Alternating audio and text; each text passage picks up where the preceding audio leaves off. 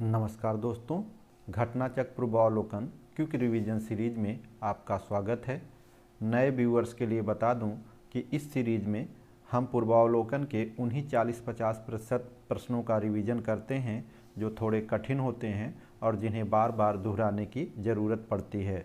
तो बिना किसी देरी के आज की क्लास शुरू करते हैं। ये जो घटनाचक्र पूर्वावलोकन में 11 टॉपिक दिए गए हैं, उसी में से तीसरा टॉपिक है।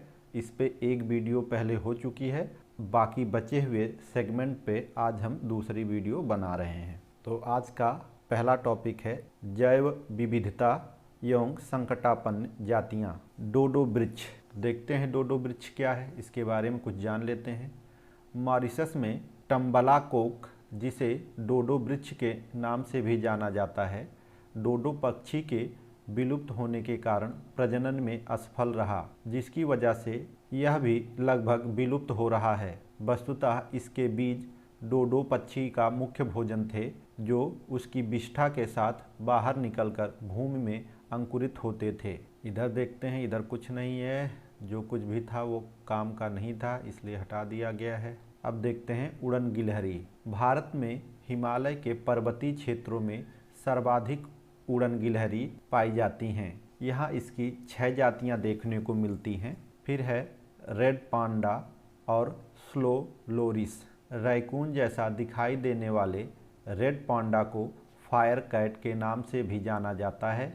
यह वृक्षों पर रहने वाली स्तनधारी है। इसका जूलॉजिकल नाम है एलुरस फ्लैंगेंस। भारत में रेड पांडा प्राकृतिक रूप में उत्तर पूर्वी भारत के उप हिमालयी क्षेत्रों में पाया जाता है, मुख्य रूप से सिक्किम, पश्चिम बंगाल और अरुणाचल प्रदेश में। भारत के अतिरिक्त रेड पांडा नेपाल, भूटान, चीन, लाओस और म्यांमार में भी पाए जाते हैं। भारत में स्लो लोरिस मुख्यतया उत्तर पूर्वी राज्यों असम, अरुणाचल प्रदेश, नागालैंड, मणिपुर, मिजोरम, त्रिपुरा और मेघालय में पाया जाता है। भारत के अतिरिक्त slow loris Bangladesh, Brunei, Cambodia, Indonesia, Laos, Malaysia, Thailand और वियतनाम में पाया जाता है। अब प्रश्न कोश देखते हैं। पहला प्रश्न, कौन सी ड्रग गिद्धों की समष्टि में ह्रास के लिए उत्तरदायी है? ए एस्पिरिन, बी क्लोरोक्विन, सी डाइक्लोफिनेक सोडियम, डी पेनिसिलिन। तो इसका सही उत्तर है सी डाइक्लोफिनेक सोडियम। व्याख्या देखते हैं। डाइक्लोफिनेक सोडियम एक साधारण सी दर्द निवारक दवा है, जिसका उपयोग किसानों द्वारा पशुओं के लिए दर्द निवारक के रूप में एवं बुखार के इलाज में किया जाता है। दरअसल जब डाइक्लोफिनेक सोडियम के उपयोग के दौरान पशु मर जाता है और उसी मरे हुए पशु का मांस गिद्ध एक बार भी खा लेता है, तो 30 दिन के भीतर उसकी मृत्यु हो जाती है। इस दवा के कुप्रभाव का अंदाज़ा इससे लगाया जा सकता है कि पिछले 10 वर्षों के भीतर भारत, नेपाल और पाकिस्तान में 8.5 करोड़ गिद्धों की मौत हो चुकी है। नेक्स्ट क्वेश्चन, निम्नलिखित में से कौन से युग्म सही सुमेलित हैं? नंबर 1, नीले मीन पक्ष वाली महासीर कावेरी नदी। दूसरा, इरावदी डॉल्फिन चंबल नदी। तीसरा, मोर चाभ रस्टी या चित्तीदार बिल्ली पूर्वी घाट। तो ये तीनों के तीनों सुमेलित हैं। नेक्स्ट क्वेश्चन, भारत में जैव विविधता के संदर्भ में Ceylon, frogmouth, coppersmith barbet, grey chinned minivet और व्हाइट थ्रोटेड रेड स्टॉर्ट क्या हैं? तो भारत के संदर्भ में ये सभी पक्षी हैं। नेक्स्ट क्वेश्चन, कुछ वर्ष पहले तक गिद्ध भारतीय देहातों में आमतौर से दिखाई देते थे, किंतु आजकल कभी कभार ही नजर आते हैं।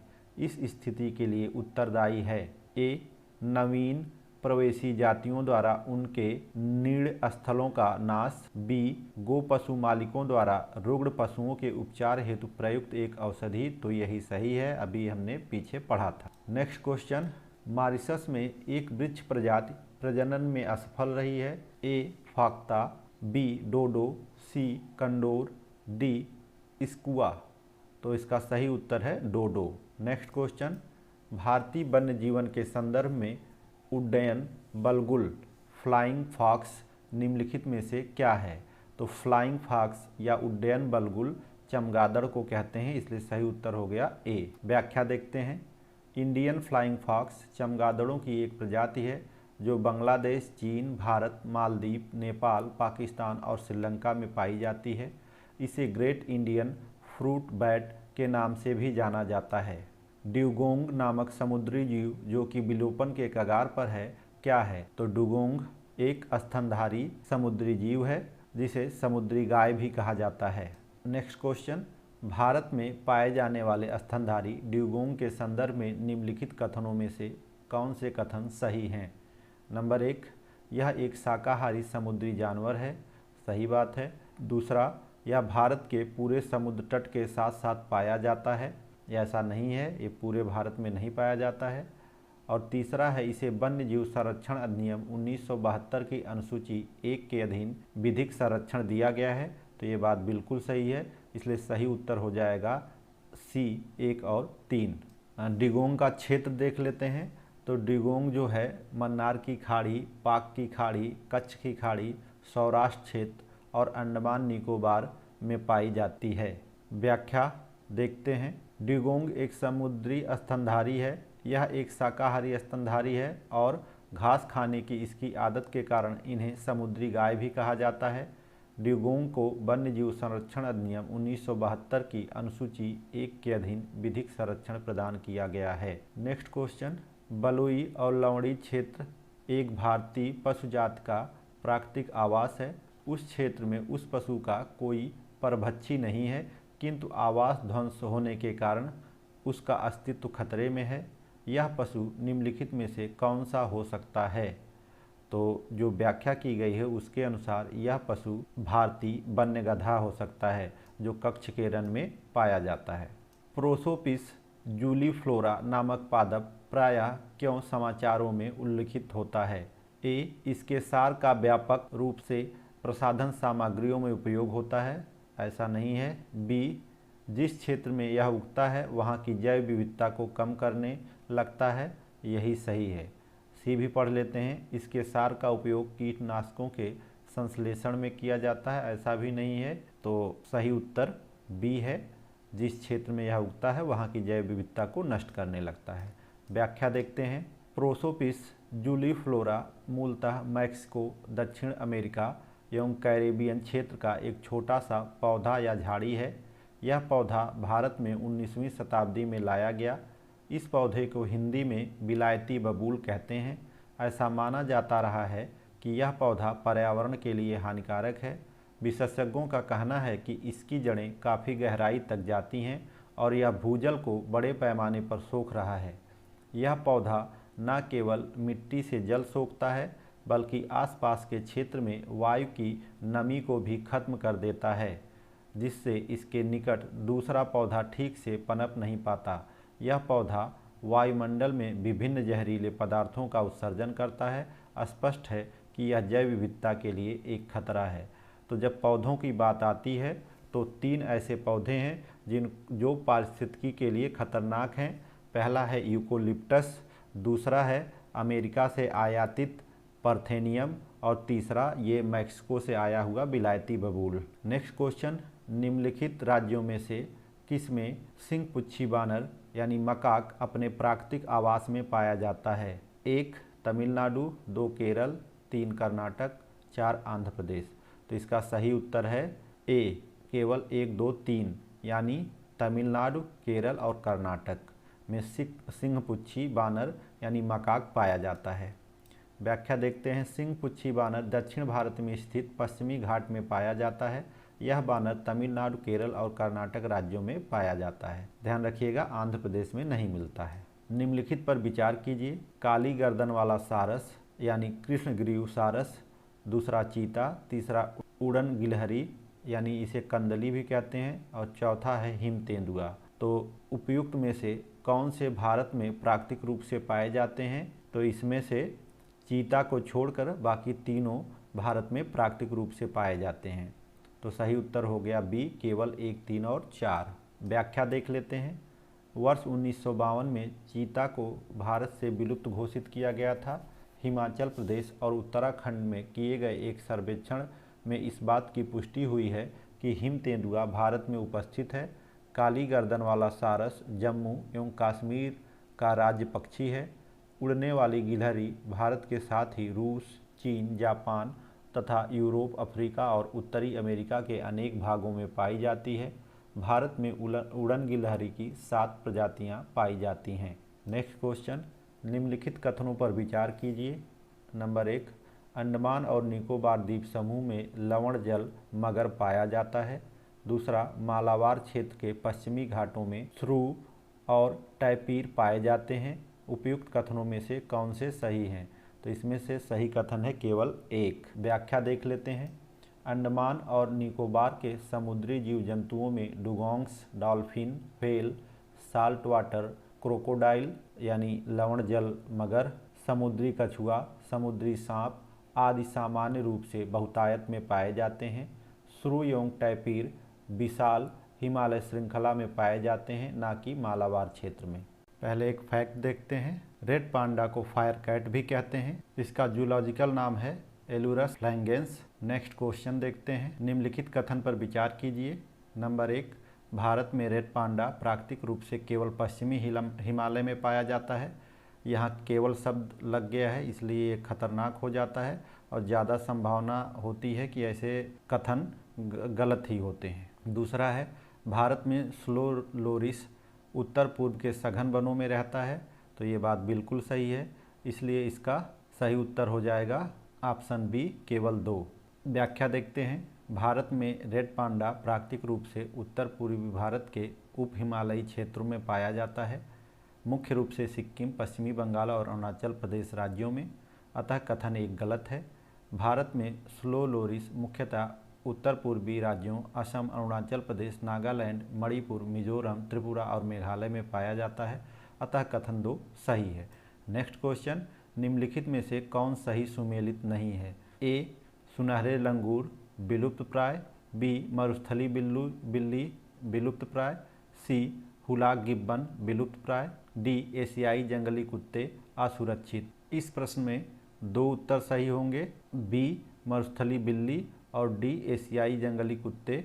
दोनों ऑप्शन जो है वो सुमेलित नहीं है, इसीलिए इस प्रश्न को स्टार कर दिया गया है। व्याख्या देख लेते हैं क्यों 2 उत्तर होंगे। IUCN रेड लिस्ट की नवीनतम सूची में मरुस्थली बिल्ली के नाम से कोई भी जानवर सूचीबद्ध नहीं है। चीनी मरुस्थली बिल्ली सूची में शामिल है, जिसे नाजुक श्रेणी में शामिल किया गया है, तथा एशियाई जंगली कुत्ते विलुप्त प्राय श्रेणी में हैं। इस प्रकार विकल्प बी और विकल्प डी दोनों सही सुमेलित नहीं हैं। उत्तर प्रदेश लोक सेवा आयोग द्वारा बाद में जारी संशोधित उत्तर कुंजी में इस प्रश्न को मूल्यांकन से बाहर कर दिया गया। अब देखते हैं रामसर सम्मेलन। पहले 60 नोट्स देखते हैं। जैव विविधता पृथ्वी पर जल व थल दोनों जगह पर पाई जाती है। आर्द्र भूमियाँ भी जैव विविधता का बड़ा संग्रहगार हैं। आर्द्र भू क्षेत्र जलीय तथा शुष्क स्थलीय पारिस्थितिकी तंत्र के बीच के क्षेत्र हैं। आर्द्र भू क्षेत्र प्रकृति में पानी को सोखने और छानने के विशाल स्पंज हैं। ये पोषक पदार्थों की मात्रा को कम करके तलछटों को हटाकर जल को शुद्ध करते हैं। बाढ़ के दौरान नम भूमियाँ पानी में मौजूद तलछट और पोषक तत्वों को अपने में समा लेती हैं और सीधे नदी में जाने से रोकती हैं। रामसर सम्मेलन आर्द्र भूमियों के संरक्षण से संबंधित है। रामसर ईरान में अवस्थित नगर है तथा 2 फरवरी 1971 में यहीं हुई बैठक के बाद इस कन्वेंशन की नींव पड़ी तथा वर्ष 1975 में यह पूर्णतः क्रियान्वित हुआ। रामसर में हुई बैठक के कारण ही इसे रामसर कन्वेंशन के नाम से जाना जाता है। उल्लेखनीय है कि यूनाइटेड किंगडम के सर्वाधिक 175 स्थल रामसर सूची में शामिल हैं। इसके बाद मैक्सिको 142 का स्थान है। रामसर सचिवालय का मुख्यालय ग्लैंड, स्विट्जरलैंड में स्थित है। विश्व आर्द्र भूमि दिवस प्रत्येक वर्ष 2 फरवरी को मनाया जाता है। भारत में आर्द्र भूमियों के अंतर्गत सर्वाधिक क्षेत्र वाला राज्य गुजरात, जबकि आंध्र प्रदेश का दूसरा स्थान है। इधर महत्वपूर्ण 60 नोट्स नहीं रहे होंगे, इसीलिए हटा दिए गए हैं। आज जिस दिन वीडियो बन रहा है यानी अप्रैल 2022, उस दिन तक भारत में रामसर स्थलों की कुल संख्या 49 है। विश्व में कुल रामसर स्थल लगभग 2400 हैं। देखते हैं मॉन्ट्रियल रिकॉर्ड क्या है। मॉन्ट्रियो रिकॉर्ड उन अंतर्राष्ट्रीय महत्व की आर्द्रभूमियों की सूची में उन आर्द्रभूमियों का रजिस्टर है जहां मानवीय हस्तक्षेप के परिणाम स्वरूप आर्द्रभूमि के पारिस्थितिक स्वरूप में परिवर्तन या तो हो गया है या हो रहा है या होना संभावित है। अब प्रश्न कोश देखते हैं। वेटलैंड दिवस मनाया जाता है, तो अभी ऊपर देखा था 2 फरवरी को। नेक्स्ट क्वेश्चन, निम्नलिखित राज्यों में से किसमें भारत की सबसे बड़ी अंतर्देशीय लवणीय आर्द्रभूमि है? इसका सही उत्तर है गुजरात। तो यहीं पे देख लेते हैं भारत में आर्द्रभूमि, तटीय आर्द्रभूमि और सूक्ष्म आर्द्रभूमियों की स्थिति क्या है। तो भारत में आंतरिक आर्द्रभूमि जो है लगभग 69% है, तटीय आर्द्रभूमियाँ लगभग 27% हैं और सूक्ष्म आर्द्रभूमि लगभग 4% है। इस प्रश्न की व्याख्या देखते हैं। भारत में आर्द्रभूमियों के अंतर्गत सर्वाधिक क्षेत्र वाला राज्य गुजरात है, जबकि आंध्र प्रदेश का दूसरा स्थान है। नेक्स्ट क्वेश्चन, निम्नलिखित आर्द्र क्षेत्रों में किन्हें रामसर का दर्जा प्राप्त है? ए चिल्का झील, 2 लोकटक झील, 3 केवलादेव, 4 बूलर झील। तो इसका सही उत्तर है सभी स्थल रामसर साइट्स घोषित किए जा चुके हैं। निम्नलिखित में से कौन रामसर कन्वेंशन के अंतर्गत रामसर स्थल है? गोदावरी डेल्टा, कृष्णा डेल्टा, सुंदरवन, भोज आर्द्र स्थल।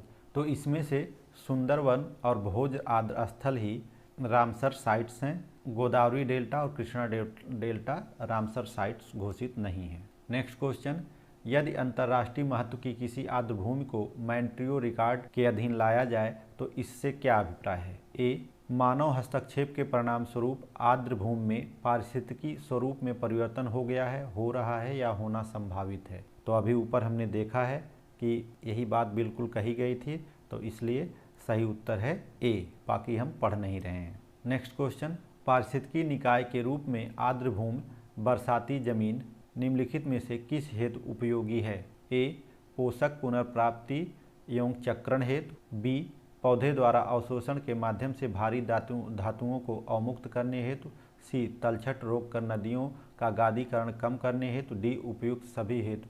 तो सही उत्तर है डी उपयुक्त सभी हेतु। नेक्स्ट क्वेश्चन, भारत के आर्द्रभूमियों के संदर्भ में निम्नलिखित कथनों पर विचार कीजिए। आर्द्रभूमि के अंतर्गत देश के कुल भौगोलिक क्षेत्र अन्य राज्यों की तुलना में गुजरात में अधिक अंकित हैं, एकदम सही बात है।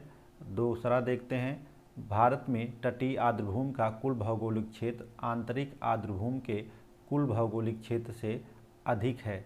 तो ये दूसरी वाली बात गलत है, क्योंकि दूसरी वाली बात एकदम उल्टी कही गई है।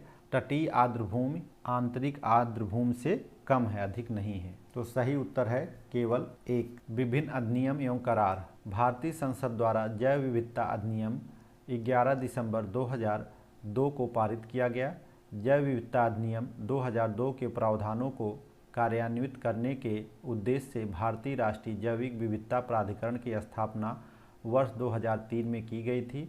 इसका मुख्यालय चेन्नई, तमिलनाडु में स्थित है। अब देखते हैं वर्ल्ड लाइफ इंटरनेशनल क्या है। तो वर्ल्ड लाइफ इंटरनेशनल संरक्षण संगठनों की एक वैश्विक भागीदारी है जो पक्षियों, उनके आवासों तथा वैश्विक जैव विविधता को संरक्षित करने हेतु कार्यरत है। यह प्रकृति के संरक्षण हेतु विश्व की सबसे बड़ी भागीदारी है, जिसके विश्व भर में 121 भागीदार हैं। यह संस्था महत्वपूर्ण पक्षी एवं जैव विविधता क्षेत्र के रूप में स्थलों की पहचान करती है और अब तक ऐसे 12,000 से अधिक क्षेत्रों की पहचान की जा चुकी है। नेक्स्ट, भारतीय संसद द्वारा जैव विविधता अधिनियम कब पारित किया गया?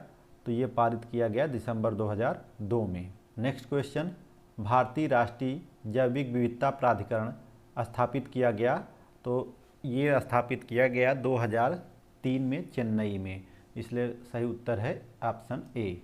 नेक्स्ट क्वेश्चन, राष्ट्रीय जैव विविधता प्राधिकरण एनबीए भारत में कृषि संरक्षण में किस प्रकार सहायक है? नंबर 1, एनबीए जैव चोरी को रोकता है तथा देशी और परंपरागत आनुवंशिकी संसाधनों का संरक्षण करता है। दूसरा, एनबीए कृषि पादपों के आनुवंशिक संशोधन पर चल रहे वैज्ञानिक अनुसंधान को प्रत्यक्षता मॉनिटर करता है और इसका निरीक्षण करता है। तीसरा, एनबीए की अनुशंसा के बिना आनुवंशिक जैविक संसाधनों से संबंधित बौद्धिक संपदा अधिकार हेतु आवेदन नहीं किया जा सकता है। तो इसका सही उत्तर है केवल 1 और 3, यानी एनबीए जैव चोरी को रोकता है और देशी और परंपरागत आनुवंशिकी संसाधनों का संरक्षण करता है, और तीसरा, एनबीए की अनुशंसा के बिना आनुवांशिकी जैविक संसाधनों से संबंधित बौद्धिक संपदा अधिकार हेतु आवेदन नहीं किया जा सकता है। व्याख्या देखते हैं। बौद्धिक संपदा अधिकार हेतु भारत में अथवा भारत से बाहर किसी अनुसंधान पर आधारित किसी आविष्कार के लिए या भारत से अभिप्राप्त जैव संसाधन पर आधारित जानकारी के लिए ऐसे आवेदन करने से पूर्व राष्ट्रीय जैव विविधता प्राधिकरण (एनबीए) का पूर्व अनुमोदन अभिप्राप्त करना आवश्यक है। एनबीए जैव चोरी को रोकने तथा देशी और परंपरागत आनुवंशिकी संसाधनों का संरक्षण करने का कार्य करता है। कथन 2 एनबीए से संबंधित नहीं है। Next question, world life international नामक संगठन के संदर्भ में निम्नलिखित कथनों में से कौन से कथन सही हैं? पहला कथन, यह संरक्षण संगठनों की विश्वव्यापी भागीदारी है, तो ये बात बिल्कुल सही है। दूसरा, जैव विविधता हॉट स्पॉट की संकल्पना इस संगठन से शुरू हुई, ये बात बिल्कुल गलत है, क्योंकि जैव विविधता हॉट स्पॉट की संकल्पना नॉर्मन मायर्स द्वारा की गई है। तीसरा, यह महत्वपूर्ण पक्षी एवं जैव विविधता क्षेत्र के रूप में ज्ञात निर्दिष्ट स्थलों की पहचान करता है, ये बात बिल्कुल सही है, इसलिए सही उत्तर हो जाएगा ऑप्शन सी, कथन 1 और 3 सही हैं। व्याख्या देखते हैं। वर्ल्ड लाइफ इंटरनेशनल संरक्षण संगठनों की एक वैश्विक भागीदारी है जो पक्षियों, उनके आवासों तथा वैश्विक जैव विविधता को संरक्षित करने हेतु कार्यरत है। यह संस्था महत्वपूर्ण पक्षी एवं जैव विविधता क्षेत्र के रूप में स्थलों की पहचान करती है। अगला प्रश्न है, निम्नलिखित कथनों में से कौन सा एक सही है? एक ही सही होगा। ऑप्शन ए, जैव सुरक्षा पर कार्टाजेना उपसंधि के पक्षकारों की प्रथम बैठक वर्ष 2004 में फिलीपींस में आयोजित हुई, तो ये बात गलत है, क्योंकि ये मलेशिया की राजधानी कुआलालंपुर में आयोजित की गई थी। बी, भारत जैव सुरक्षा उपसंधि पर समझौता में हस्ताक्षर करता नहीं है, ये बात भी गलत है, क्योंकि 2001 में भारत हस्ताक्षर कर चुका है। सी, जैव सुरक्षा उपसंधि आनुवंशिकी रूपांतरित जीवों से संबद्ध है, तो ये बात सही है, इसलिए सही उत्तर हो जाएगा विकल्प सी। डी को भी पढ़ लेते हैं। संयुक्त राज्य अमेरिका जैव सुरक्षा उपसंधि जैव विविधता पर समझौता का सदस्य है, तो ये बात गलत है, क्योंकि यह सदस्य नहीं है। नेक्स्ट, वाणिज्य में प्राण जाति एवं वनस्पति जाति के व्यापार संबंधी विश्लेषण के संदर्भ में निम्नलिखित कथनों पर विचार कीजिए। कथन 1, ट्रैफिक संयुक्त राष्ट्र पर्यावरण कार्यक्रम यूनेप के अंतर्गत एक ब्यूरो है, तो ट्रैफिक यूनेप के अंतर्गत नहीं आता है, इसलिए कथन 1 गलत है। दूसरा कथन देखते हैं, ट्रैफिक का मिशन यह सुनिश्चित करना है कि वन्य पादपों एवं जंतुओं के व्यापार से प्रकृति के संरक्षण को खतरा ना हो, तो ये बात बिल्कुल सही है। ट्रैफिक जो है अवैध व्यापार को रोकता है। व्याख्या देख लेते हैं। वाणिज्य में प्राणी जात और वनस्पति जात के व्यापार संबंधी विश्लेषण यानी ट्रैफिक एक गैर सरकारी संगठन है। यह सतत विकास एवं जैव विविधता संरक्षण के संदर्भ में वन्य पादपों एवं जंतुओं के व्यापार पर निगरानी रखने का कार्य करता है। ट्रैफिक का मिशन यह सुनिश्चित करना है कि वन पादपों और जंतुओं के व्यापार से प्रकृति के संरक्षण को खतरा नहीं हो। ट्रैफिक की स्थापना वर्ष 1976 में की गई थी। यह WWF और IUCN का रणनीतिक गठबंधन है। यह यूनेप के अंतर्गत एक ब्यूरो नहीं है। अगला प्रश्न, भारत रामसर अभिसमय का एक पक्षकार है और उसने बहुत से क्षेत्रों को रामसर स्थल घोषित किया है।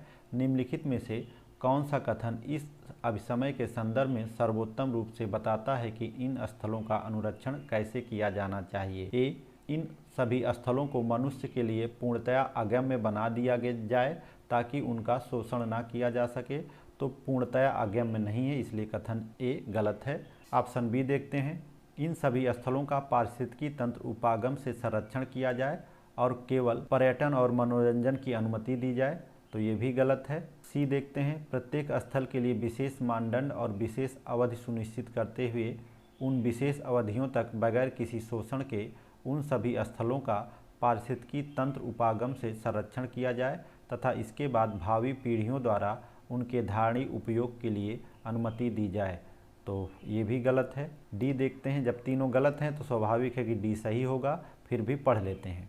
इन सभी स्थलों का पारिस्थितिकी तंत्र उपागम से संरक्षण किया जाए और साथ ही इनके धारणीय उपयोग की अनुमति दी जाए, तो ये बात बिल्कुल सही है। व्याख्या देखते हैं, भारत रामसर अभिसमय का एक पक्षकार है। उसने बहुत से क्षेत्रों को रामसर स्थल घोषित किया है ताकि इन सभी स्थलों का पारिस्थितिकी तंत्र उपागम से संरक्षण किया जाए और साथ ही साथ उनके धारणीय उपयोग की अनुमति दी जाए। नेक्स्ट क्वेश्चन, निम्नलिखित अंतर्राष्ट्रीय करारों पर विचार कीजिए। पहला, खाद्य एवं कृषि हेतु पादप आनुवंशिकी संसाधनों के विषय में अंतर्राष्ट्रीय संधि। दूसरा, मरुभवन का सामना करने हेतु संयुक्त राष्ट्र अभिसमय। तीसरा, विश्व विरासत अभिसमय। उपयुक्त में से कौन से जैव विविधता से संबंध रखते हैं? तो इसका सही उत्तर है 1, 2, 3 सभी। तो सभी जो है जैव विविधता से संबंध रखते हैं। व्याख्या देख लेते हैं। खाद्य एवं कृषि हेतु पादप आनुवंशिकी संसाधनों के विषय में अंतर्राष्ट्रीय संधि, जैव विविधता पर अभिसमय, विश्व विरासत अभिसमय तथा मरुस्थलीकरण का सामना करने हेतु राष्ट्र अभिसमय, ये सभी जैव विविधता से संबंध रखते हैं। अगला प्रश्न, भारत सरकार ने नॉर्वे सरकार के साथ मिलकर एक जैव विविधता नीति एवं कानून के केंद्र की स्थापना की है। कहाँ पे की है? चेन्नई में। व्याख्या देखते हैं। भारत सरकार ने नॉर्वे सरकार के साथ मिलकर जैव विविधता नीति एवं कानून के केंद्र की स्थापना चेन्नई में की है, जिसका उद्देश्य जैव विविधता नीतियों में व्यावसायिक दक्षता तथा क्षमता निर्माण का विकास करना है। नेक्स्ट क्वेश्चन, जैव सुरक्षा का कार्टेजेना प्रोटोकॉल को कौन सा मंत्रालय कार्यान्वित करता है? तो इसका सही उत्तर है सी, पर्यावरण एवं वन मंत्रालय। व्याख्या देखते हैं। जैव सुरक्षा से संबंधित कार्टेजेना प्रोटोकॉल पर भारत ने 23 जनवरी 2001 को हस्ताक्षर किए थे। भारत में इसको पर्यावरण, वन एवं जलवायु परिवर्तन मंत्रालय कार्यान्वित करता है। नेक्स्ट क्वेश्चन, जैव विविधता पर संयुक्त राष्ट्र सम्मेलन के दलों का 10वां सम्मेलन आयोजित किया गया था। तो यह प्रश्न करंट से संबंधित है, इसीलिए इसका हमने कोई उत्तर नहीं बताया है ताकि आपको कोई भ्रम ना हो। निम्नलिखित कथनों में से कौन से कथन सही हैं? UN रेड प्लस प्रोग्राम की समुचित अभिकल्पना और प्रभावी कार्यान्वयन महत्वपूर्ण रूप से योगदान दे सकते हैं। किसमें दे सकते हैं? नंबर 1, जैव विविधता का संरक्षण करने में। नंबर 2, वन पारिस्थितिकी के समुत्थान में। नंबर 3, गरीबी कम करने में। तो इसका सही उत्तर है डी, 1, 2, 3 सभी सही हैं। व्याख्या देख लेते हैं। UN रेड प्लस प्रोग्राम एक अंतर संस्थागत कार्यक्रम है जो UNFCCC के सदस्यों के तत्वावधान में चलाया जा रहा है। UN रेड प्लस प्रोग्राम की समुचित अभिकल्पना और प्रभावी कार्यान्वयन जैव विविधता का संरक्षण करने में महत्वपूर्ण योगदान दे सकता है। साथ ही साथ वन पारिस्थितिकी की समुत्थानशीलता में तथा विकासशील देशों को आर्थिक प्रोत्साहन द्वारा गरीबी कम करने में भी भूमिका निभा सकती है। ध्यातव्य है कि रेड कार्यक्रम से ग्रीन हाउस गैस उत्सर्जन कम करने हेतु वित्त प्रवाह संभव है, जो गरीब देशों के विकास एवं जैव विविधता संरक्षण में महत्वपूर्ण भूमिका निभाएगा। नेक्स्ट क्वेश्चन, पारितंत्र एवं जैव विविधता का अर्थतंत्र, the economics of ecosystem and biodiversity नामक पहल के संदर्भ में निम्नलिखित कथनों में से कौन से कथन सही हैं? पहला कथन, यह एक पहल है जिसकी मेजबानी यूनेप, IMF एवं विश्व आर्थिक मंच करते हैं। दूसरा कथन, यह एक विश्वव्यापी पहल है जो जैव विविधता के आर्थिक लाभों के प्रति ध्यान आकर्षित करने पर केंद्रित है। तीसरा, यह ऐसा उपागम प्रस्तुत करता है जो पारितंत्रों एवं जैव विविधता के मूल्य की पहचान, निर्देशन और अभिग्रहण में निर्णयकर्ताओं की सहायता करता है। तो इसका सही उत्तर है सी, केवल 2 और 3 सही है। नेक्स्ट क्वेश्चन, वेटलैंड्स इंटरनेशनल नामक संरक्षण संगठन के संदर्भ में निम्नलिखित में से कौन से कथन सही हैं? तो पहला कथन है, यह रामसर अभिसमय के हस्ताक्षरकर्ता देशों द्वारा बनाया गया एक अंतः सरकारी संगठन है। तो ये गलत है, क्योंकि यह एक अंतः सरकारी संगठन नहीं है बल्कि एक गैर सरकारी संगठन है। दूसरा कथन, यह ज्ञान के विकास और संग्रह के लिए तथा व्यवहारिक अनुभव का बेहतर नीतियों हेतु पक्ष समर्थन करने के लिए क्षेत्र स्तर पर कार्य करता है। तो ये बात सही है, इसलिए सही उत्तर हो जाएगा बी, केवल 2। व्याख्या देखते हैं। वेटलैंड्स इंटरनेशनल एक गैर सरकारी एवं गैर लाभकारी वैश्विक संगठन है जो आर्द्र भूमियों एवं उनके संसाधनों को बनाए रखने तथा उन्हें पुनः स्थापित करने हेतु कार्यरत है। यह संगठन विभिन्न अनुसंधानों से प्राप्त ज्ञान का प्रयोग अन्य आर्द्र भूमियों के संरक्षण में करता है। साथ ही यह संगठन को अतिरिक्त साधनों को विकसित करने तथा और अधिक अनुसंधान को प्रोत्साहित करने में मदद करता है। इसका मुख्यालय नीदरलैंड में है। आगे 60 नोट्स देखते हैं। सीबकथोर्न भारत में लेह बेरी के नाम से लोकप्रिय एक पर्णपाती झाड़ी है। भारत के लद्दाख क्षेत्र अर्थात जम्मू कश्मीर, कुकुमसारी, लाहौल, काजा, ताम्बोह हिमाचल प्रदेश, नाथुला सिक्किम तथा उत्तराखंड एवं अरुणाचल प्रदेश के कुछ क्षेत्रों में यह पाया जाता है। इस पौधे की पत्ती, फल, जड़ और कांटे सभी उपयोगी हैं, जिनका परंपरागत रूप से औषधि निर्माण, पोषण पूरकता, ईंधन, पर्यावरण संरक्षण, बाढ़ इत्यादि हेतु इस्तेमाल किया जा रहा है। लद्दाख में इसके फल का जूस भी पेय के रूप में प्रयोग किया जाता है। नाइट्रोजन स्थिरीकरण में यह सहायक होता है। शीत मरुस्थल नियंत्रण हेतु यह आदर्श पौधा है। अधिक ऊंचाई वाले पर्वतीय क्षेत्रों में उगने की क्षमता रखता है। आगे देखते हैं शीत निष्क्रियता या हाइबरनेशन क्या है। तो समशीतोष्ण अथवा शीत प्रधान देशों में रहने वाले जीवों की उस निष्क्रिय तथा अवसन्न अवस्था को शीत निष्क्रियता कहते हैं, जिसमें वहाँ के अनेक प्राणी जाड़े की ऋतु बिताते हैं। यह अवस्था नियत तापी तथा अनियमित तापी दोनों प्रकार के प्राणियों में पाई जाती है। गिलहरी, भालू और कुछ कीटभक्षी चमगादड़ों को जब गर्म मौसम के आहार सर्दियों में नहीं मिलते हैं, तब वे शीत निष्क्रियता का सहारा लेते हैं। शीत निष्क्रियता की स्थिति में इन प्राणियों का ताप गिरकर आश्रय स्थल के ताप के बराबर हो जाता है, श्वसन मंद हो जाता है, उपापचय घटता है और ये उसी वसा के सहारे जीवित रहते हैं जो शीत निष्क्रियता के पूर्व उनके शरीर में संचित हो जाती है।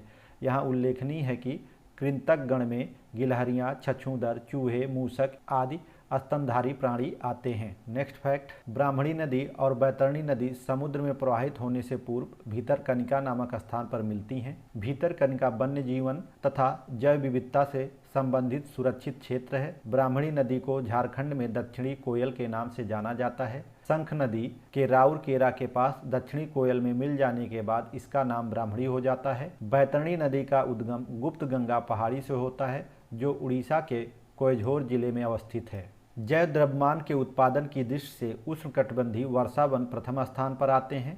इनमें जैव द्रव्यमान उत्पादन लगभग 2200 ग्राम प्रति वर्ग मीटर प्रति वर्ष होता है। निम्नलिखित बायोम में जैव द्रव्यमान के प्रति वर्ष उत्पादन की मात्रा इस प्रकार है। उष्णकटिबंधीय पतझड़ी वन में 1200 ग्राम, टाइगा में 800 ग्राम, प्रेरी में 600 ग्राम, जबकि गहरे सागर में वार्षिक स्तर पर नगण्य जैव द्रव्यमान उत्पादन होता है। अभी इससे संबंधित क्वेश्चन पूछे जाएंगे। नेक्स्ट प्रश्न, सबसे लंबा जीवित वृक्ष है। तो सबसे लंबा जीवित वृक्ष सिकोया है, जो कि अमेरिका के कैलिफोर्निया में पाया जाता है। नेक्स्ट क्वेश्चन, निम्नलिखित में से कौन एक किसी प्रजाति के विलोपन के लिए उत्तरदायी नहीं है। ए, व्यापक नीच, बी, बड़े आकार वाला शरीर, सी, संकुचित नीच, डी, आनुवांशिक भिन्नता की कमी। तो इसमें से व्यापक नीच किसी प्रजाति के विलोपन के लिए उत्तरदायी नहीं है, इसलिए सही उत्तर हो जाएगा ए। नेक्स्ट क्वेश्चन, सीबक थोर्न के विश्वव्यापी मार्केट की बड़ी संभावनाएं हैं। इस पेड़ के बेर में विटामिन और पोषक तत्व प्रचुर होते हैं। चंगेज खां ने इसका प्रयोग अपनी सेना की ऊर्जस्विता को उन्नत करने के लिए किया था। रूसी कॉस्मोनाटों ने इसके तेल को कॉस्मिक विकिरण से बचाव के लिए किया था। भारत में यह पौधा कहाँ पाया जाता है। तो अभी पीछे हमने पढ़ा था, यह लद्दाख में पाया जाता है। फिर नेक्स्ट क्वेश्चन, भारत सरकार सीबक थॉर्न की खेती को प्रोत्साहित कर रही है। इस पादप का क्या महत्व है। नंबर 1, यह मृदा क्षरण के नियंत्रण में सहायक है और मस्तूलीकरण को रोकता है। तो यह बात बिल्कुल सही है। दूसरा है, यह बायोडीजल का एक समृद्ध स्रोत है। तो यह गलत है, क्योंकि यह बायोडीजल का समृद्ध स्रोत नहीं है। यह ईंधन के रूप में इस्तेमाल होता है, लेकिन बायोडीजल के रूप में नहीं होता है। तीसरा है, इसमें पोषकी मान होता है और यह उच्च तुंगता वाले ठंडे क्षेत्रों में जीवित रहने के लिए भली भांति अनुकूलित होता है। यह बात बिल्कुल सही है। सी है, इसकी इमारती लकड़ी का उच्च वाणिज्यिक मूल्य है। ये बात गलत है, इसलिए सही उत्तर हो जाएगा केवल 1 और 3, यानी यह मृदा क्षरण के नियंत्रण में सहायक है और मरुस्थलीकरण को रोकता है। और तीसरा, इसमें पोषकी मान होता है और यह उच्च तुंगता वाले ठंडे क्षेत्रों में जीवित रहने के लिए भली भांति अनुकूलित होता है। नेक्स्ट क्वेश्चन, 2 महत्वपूर्ण नदियां, जिनमें से एक का स्रोत झारखंड में है और जो उड़ीसा में दूसरे नाम से जानी जाती है, तथा दूसरी जिसका स्रोत उड़ीसा में है, समुद्र में प्रवाह करने से पूर्व एक ऐसे स्थान पर संगम करती हैं जो बंगाल की खाड़ी से कुछ ही दूर है। यह वन्य जीवन तथा जैव विविधता का प्रमुख स्थल है और सुरक्षित क्षेत्र है। निम्नलिखित में से वह स्थल कौन सा है। तो ये बात हो रही है भीतरकनिका के बारे में। और यहाँ जो 2 नदियाँ मिलती हैं वो ब्राह्मणी और बैतरणी हैं। व्याख्या देख लेते हैं। ब्राह्मणी नदी और बैतरणी नदी समुद्र में प्रवाहित होने से पूर्व भीतरकनिका नामक स्थान पर मिलती हैं। भीतरकनिका वन्य जीवन तथा जैव विविधता से संबंधित सुरक्षित क्षेत्र है। ब्राह्मणी नदी को झारखंड में दक्षिणी कोयल के नाम से जाना जाता है। निम्नलिखित पर विचार करिए। चमगादड़, भालू, कृंतक, कृंतक में गिलहरी आती है। उपयुक्त में से किस प्रकार के जंतु में शीत निष्क्रियता की परिघटना का परीक्षण किया जा सकता है? तो इसका सही उत्तर है 1, 2, 3 सभी। चूंकि चमगादड़ में शीत निष्क्रियता पाई जाती है, भालू में भी पाई जाती है और कृंतक के अंतर गिलहरी आती है। और पीछे अभी हमने पढ़ा था कि गिलहरी में भी शीत निष्क्रियता देखने को मिलती है, इसलिए सही उत्तर 1, 2, 3 तीनों हो जाएगा। नेक्स्ट क्वेश्चन, किस पर्यावरण में जैव द्रव्यमान का वार्षिक उत्पादन न्यूनतम होता है? तो अभी हमने पीछे पढ़ा था कि सबसे ज़्यादा होता है उष्णकटिबंधीय वर्षा वन में और सबसे कम होता है गहरे सागर में। तो यहाँ पे प्रश्न पूछ रहा है किस में न्यूनतम होता है, तो सही उत्तर हो जाएगा ए, गहरे सागर। नेक्स्ट क्वेश्चन, जैव विविधता दिवस कब मनाया जाता है? तो जैव विविधता दिवस 2 डेट में मनाया जाता है। कुछ देश 29 दिसंबर को मनाते हैं और कुछ देश 22 मई को मनाते हैं। तो 29 दिसंबर वाली डेट जो है वो जैव विविधता अब समय के अनुसार है, तो इसको ध्यान रखिएगा। नेक्स्ट क्वेश्चन, टुमारोज बायोडायवर्सिटी पुस्तक की लेखिका कौन है? तो इसकी लेखिका है वंदना शिवा। 2000 में इन्होंने ये पुस्तक लिखी थी। व्याख्या देख लेते हैं। टुमारोज बायोडायवर्सिटी पुस्तक वंदना शिवा द्वारा लिखित है, जो एक सक्रिय पर्यावरण कार्यकर्त्री एवं भूमंडलीकरण विरोधी लेखिका हैं। इस उम्मीद के साथ कि हमारा यह प्रयास आपको पसंद आ रहा होगा और आप इससे लाभान्वित हो रहे होंगे, आज की क्लास समाप्त करते हैं। जय हिंद।